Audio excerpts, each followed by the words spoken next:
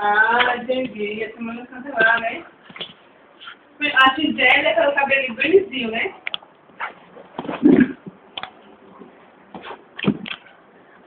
Ô, mãe, e aquela branquinha, Gislane? A mais velha, né? Vamos lá, sabe ali? Ó, touro. Touro. Tá. Touro, touro, touro. Touro, touro. É touro. Touro. Como é o nome dele? Touro. Muito cuidado com o touro. Touro. Ela é casada? Não, touro. Ah, é? Eu tenho uma filha, né? Ah.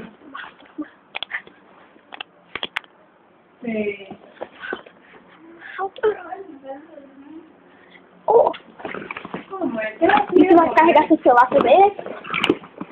Tu vai carregar ele também, é? Não, é verdade. Ah, mãe, eu... Agora que o touro está um pouquinho mais calmo, conseguimos acalmar ele. Vamos ver o outro touro. Tem o Jorge, né? Aquele touro ali também já está calmo. Ele Muito calmo. é assim, parece ser irmão de hoje. Tem muitos amigos de hoje. Vamos ver. Ele fala assim, Carmen, não vamos sair de casa, realmente. Chama, tira a Carmen de casa. A mulher dele é bem nova. Isso, olha. A mulher dele é bem Dentes nova. afiados. A mulher dele é bem novinha, só que quando é novo, mas é outra coisa, né? Acalmou. Agora, o outro touro. Esse aqui é mais valente ainda. Já acho que é tão fácil. Nunca tente pegar E o que você sai de casa? a ovelhinha do touro. O touro tem uma ovelhinha. Está aqui, ó. Debaixo dele. Muita calma. Eu não sei, não. Eu nunca fui assim.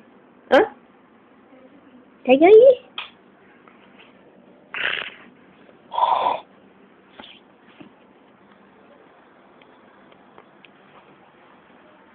Então, é meu caso.